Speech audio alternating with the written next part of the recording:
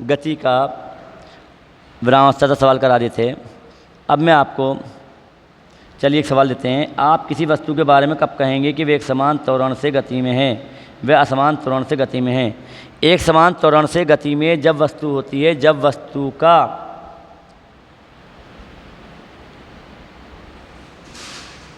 जो मान है वो लगातार प्रति सेकंड वेग हर सेकंड पे लगातार बढ़ता रहे या घटता रहे। अगर घटता रहेगा तो उस त्वरण का नाम मंदन के तौर पे लिया जाता है।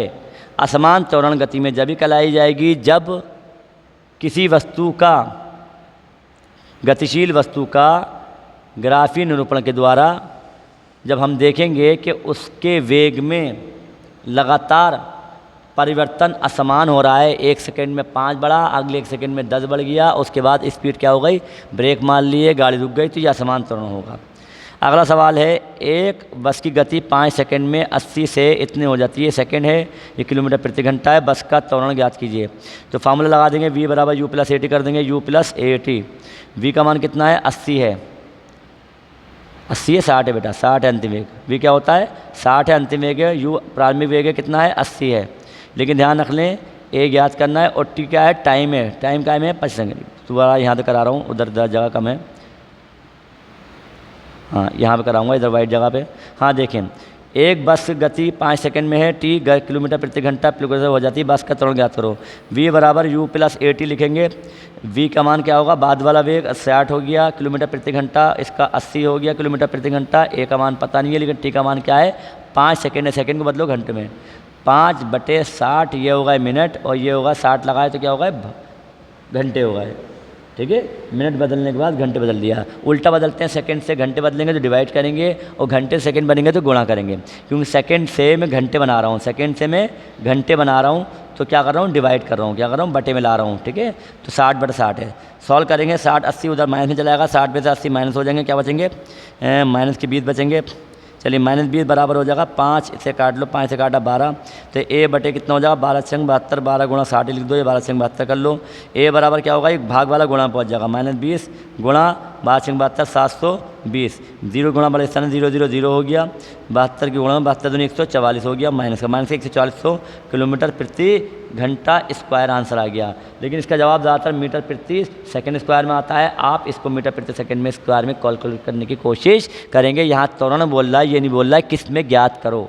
तो मेरी मर्ज़ी है मैं किलोमीटर प्रति घंटा स्क्वायर में ज्ञात करूँ, या मेरी मर्ज़ी है मीटर प्रति सेकंड स्क्वायर में ज्ञात करूँ, लेकिन मानक एक से होने चाहिए। ठीक है, तो दोनों ही आंसर सही है, किलोमीटर प्रति घंटा स्क्वायर या मीटर प्रति सेकंड स्क्वायर। अगला सवाल है, एक रेलगाड़ी स्टेशन से चलना प्रारंभ करती है, एक समान त्वरण चलते हुए 10 मिनट में इतने की चाल प्राप्त कर लेती है। चलना प्रारंभ करती है, चलना जब प्रारंभ करती है तो शुरुआती वेग क्या होगा, 0 होगा, और इतना कर लेती है, v बराबर कितना होगा, 40 किलोमीटर प्रति घंटा होगा, और टाइम कितना है, 10 मिनट है। टाइम कितना है, 10 मिनट है, 10 मिनट को बदलेंगे काय में, घंटे में, 60 घंटा हो गया बटे 10। इसका त्वरण ज्ञात करेंगे, बिल्कुल वैसे ज्ञात कर लेंगे, आप खुद ही करोगे, v बराबर u प्लस ए टी से ज्ञात करोगे।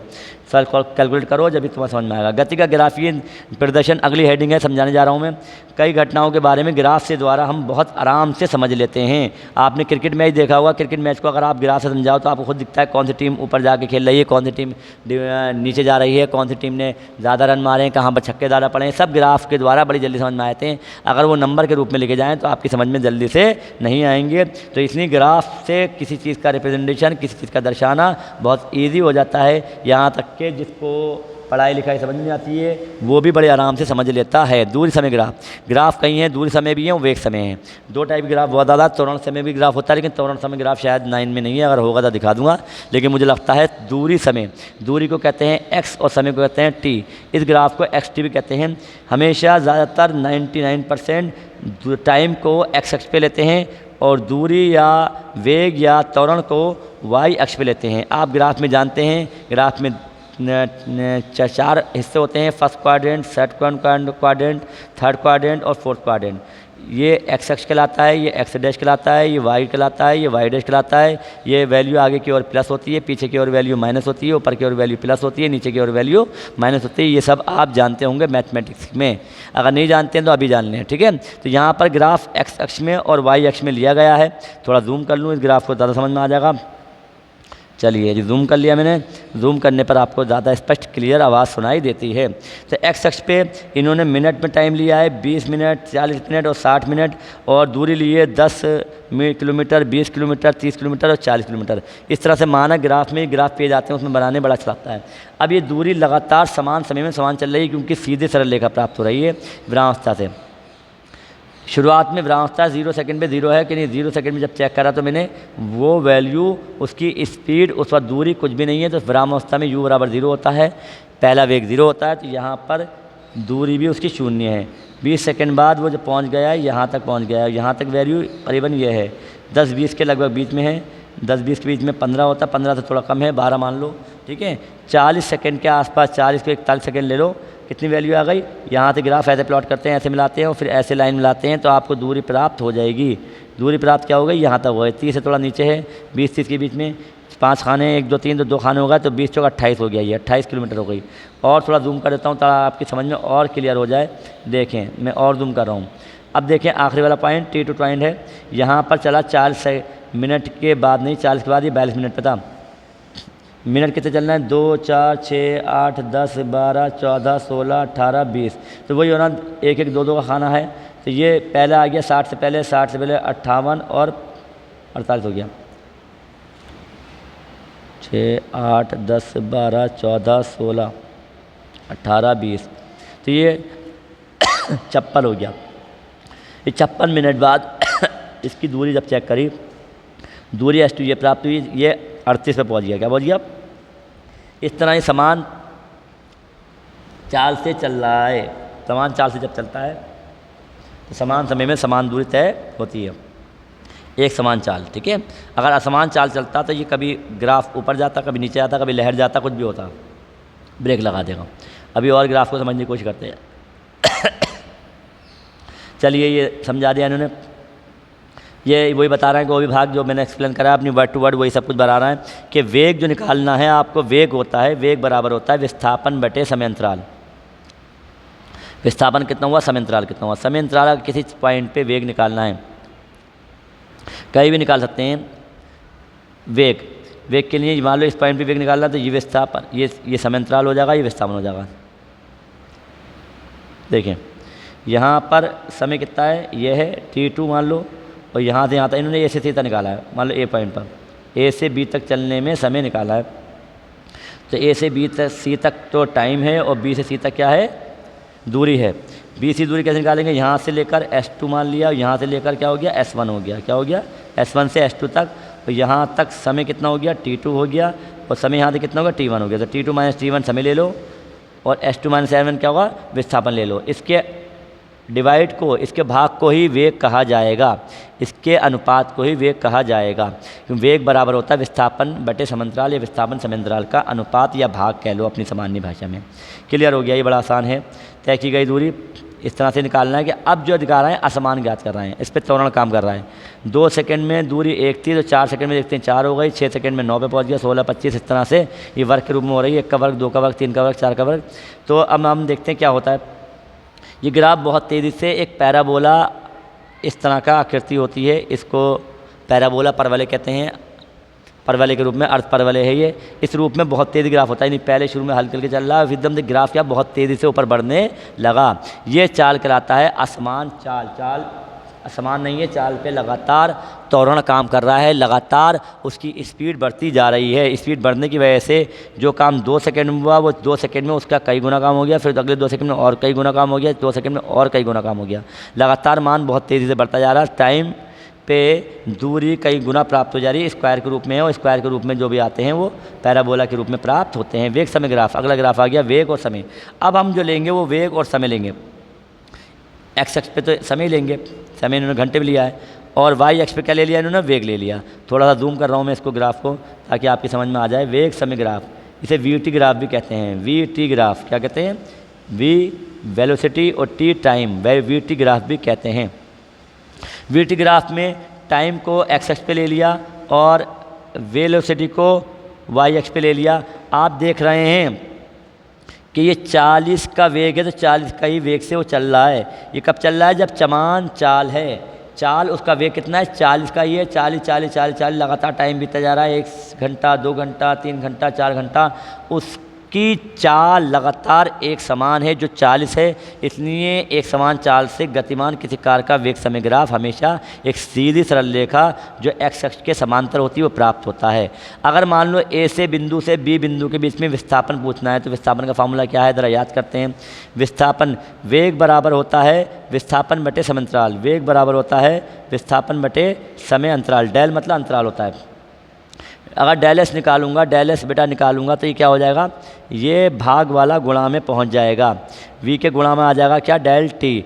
तो मान लें आप इसकी गुणनफल क्या होता है, विस्थापन होता है। किसकी गुणनफल, वेग और टाइम का। क्या हमने देखा, वेग और टाइम का गुणनफल क्या होता है, विस्थापन होता है।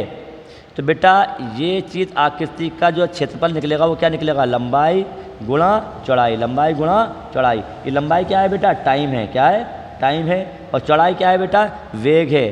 तो असलियत में v गुणा टी हो गया, और v गुणा टी क्या था बेटा, s था, विस्थापन था। क्या था, विस्थापन। तो कहने का मतलब ये है कि अगर ये क्षेत्रफल निकाल लो, लंबाई गुणा चौड़ाई निकाल लो, कोई भी आकृति में जो एक समान चाल से चल रहा हो उसके किसी बिंदु से किसी बिंदु तक का क्षेत्रफल निकाल लो, आयत बने या कोई भी आकृति बने, तो वो क्षेत्रफल हमेशा ही क्या होगा, विस्थापन होगा। उसके तय किया गया विस्थापन होगा। यही समझा रहे हैं इस पूरी रेखा में, थियरी में इन्होंने समझाया। देखो एस बराबर ए सी गुणा ए डी मान लिया ये है, और चतुर्भुज ए बी डी सी का क्षेत्रफल जो होगा वो विस्थापन होगा। चलिए अब आते हैं विभिन्न समय पर कार का वेग। फिर दोबारा एक और इन्होंने प्लॉट कर रहे हैं। अब जो प्राप्त कर रहे हैं एक समान त्वरण गति से गतिमान किसी कार का वेग समय ग्राफ। अब त्वरण काम कर रहा है, वेग समान नहीं है, अब त्वरण लगेगा बेटा, तो वेग क्या होगा, लगातार बढ़ता जाएगा। त्वरण माने प्लस त्वरण, अगर मंदन कहता तो माइनस होता, उल्टा ग्राफ ऊपर से नीचे आता, वेग कम होता जाता है। क्योंकि त्वरण काम कर रहा है, त्वरण काम कर रहा है, तो त्वरण में स्पीड क्या होती है, लगातार बढ़ती जा रही है। 10 सेकंड में स्पीड कितनी है इसकी, 20 है, और 20 सेकंड में स्पीड कितनी हो गई, 40 हो गई। तो 15 सेकंड में कितनी हो गई, 30 हो गई।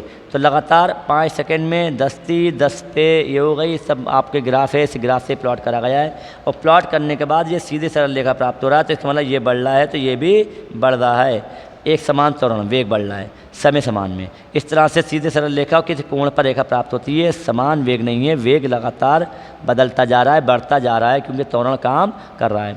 तो यहाँ भी अगर ये क्षेत्रफल निकाल लूँ तो ये क्षेत्रफल क्या होगा बेटा, ये क्षेत्रफल दो टुकड़ों में एक त्रिभुज है और एक क्या है, वर्ग है। वर्ग समझ लो या आयत समझ लो। अगर लंबाई ज़्यादा ले लोगे तो आयत हो जाएगी, और लंबाई सेम लोगे इसके तो आयत। यानी क्षेत्रफल निकालना है, वर्ग है तो वर्ग क्षेत्रफल निकाल लो, और आयत है तो आयत का क्षेत्रफल। त्रिभुज क्षेत्रफल होता है आधा गुणा आधार गुणा लंब। मैथ में पढ़ चुके हो, आधार ये है बी और लंब क्या है, ये है। इसकी गुणा कर लोगे, क्षेत्रफल आ जाएगा। इस क्षेत्रफल को जो निकालोगे वो असलियत में इसका विस्थापन होगा। क्या होगा, विस्थापन होगा। ये दिखाया इन्होंने, एस एस बराबर होगा ए बी सी डी का क्षेत्रफल, जो कि आयत ए बी सी डी क्षेत्रफल प्लस त्रिभुज ए डी का क्षेत्रफल। और क्षेत्रफल का फार्मूला ये होता है, आयत का क्षेत्रफल होता है लंबाई गुणा चौड़ाई, लंबाई उसकी ए भी ले ली बी सी ले ली, और त्रिभुज क्षेत्रफल होता है आधा गुणा आधार गुणा लंब। इस तरह निकाल लो। तो ये जो प्राप्त होगा वो एस होगा। एस का मतलब विस्थापन होगा। ठीक है, इस तरह से ग्राफ ये और भी दिखाए गए हैं। ये ग्राफ दिखा रहे हैं कि उस पर मंदन काम कर रहा है, उसकी स्पीड कम हो रही है, ब्रेक लग रहे हैं, गाड़ी की ब्रेक लग रही है तो स्पीड क्या हो रही है, कम हो रही है। तो ये लगातार ग्राफ है। ये ग्राफ दिखा रहा है, ये भी एक असमान त्वरण है। ये स्पीड बढ़ी, ये ब्रेक लग गया, कम हो गई, ये बढ़ाई फिर कम हो गया। इस तरह से ग्राफ जो है अलग अलग रूप में प्राप्त होते हैं। जैसे जैसे ग्राफ बढ़ता जाएगा स्पीड तो हम बढ़ाते जाएंगे, और घटता जाएगा तो घटाते जाएंगे। ये सब सवाल यही हैं। इसके सवाल देख लें, सवालों को जरा जवाब देख लें 2-4 मिनट के अंदर, और फिर हम ग्राफीय विद्युत गति के समीकरण कल को सच करेंगे। किसी वस्तु के एक समान व असमान गति के लिए समय की दूरी ग्राफ की प्रकृति क्या होती है। प्रकृति आपको सुनाई दी। वस्तु के एक समान में समय दूरी ग्राफ, समय और दूरी पे अगर समान गति है, स्पीड सेम है, तो समय और दूरी क्या होगा, बिल्कुल समान समय में समान दूरी तय करेगा और एक सीधी सरल रेखा प्राप्त होगा। असमान में क्या होगा, वक्रीय प्राप्त होगा। कैसा प्राप्त होगा, वक्रीय। किसी वस्तु की गति के विषय में आप क्या कहते हैं, इसकी दूरी समय ग्राफ समय अक्ष समांतर है। अगर समय अक्ष के समांतर है या सरल रेखा में है बिल्कुल, तो वो क्या हो रहा है, समान समय में समान दूरी तय कर रहा है और उसकी चाल समान है। दूरी समय ग्राफ में रुकी हुई है। देखें दूरी समय ग्राफ, ये समय है टी है, और ये क्या है, दूरी एक्स। अगर दूरी समय ग्राफ में समानांतर है, अक्षीय समांतर, इसके समांतर है मान लो, इसके समांतर है, दूरी क्या 40 है, तो 40 पे रुका हुआ, 40 मीटर पे, 0 सेकंड पे 40 था, 10 सेकंड पे 40 है, 20 सेकंड तक है, तो क्या हो गया वो स्थिर अवस्था में एक है, एक सरल रेखा। समानांतर एक सरल रेखा है, किसके, अक्ष के, समय अक्ष के समांतर ले लिया, समय अक्ष के समांतर ले लिया मैंने, तो ये क्या कहेंगे, रुकी हुई अवस्था में है, वो रुकी हुई अवस्था में, रेस्ट में, विराम अवस्था में है। क्या जवाब होगा इसका, विराम अवस्था में। तीसरा पॉइंट, किसी वस्तु की गति के विषय में आप क्या कहते हैं, जिसका चाल समय ग्राफ समय अक्ष के समांतर एक सरल रेखा है। अगर चाल समय ग्राफ है तो चाल सेम है, तो क्या हो गया, उस पर कोई त्वरण काम नहीं कर रहा है, उसकी स्पीड समान है चाल समय ग्राफ में। यही अगर ये एक्स ना हो के वी हो जाए, चाल हो जाए, तो 40 की स्पीड से चल रहा है, लगातार समान समय में समान दूरी तय करेगा, दूरी, लेकिन चाल क्या रहेगी, समान रहेगी, चाल क्या रहेगी, एक से रहेगी और समांतर रेखा प्राप्त होगी। वेग समय ग्राफ के नीचे के क्षेत्र से मापी जाने वाली राशि क्या होती है, क्षेत्र के नीचे जो नामापी होती है वो क्या होती है, विस्थापन होती है, बता चुके थे आपको। अगला पॉइंट, ग्राफी विद्युत गति के समीकरण नेक्स्ट वीडियो बनाएंगे।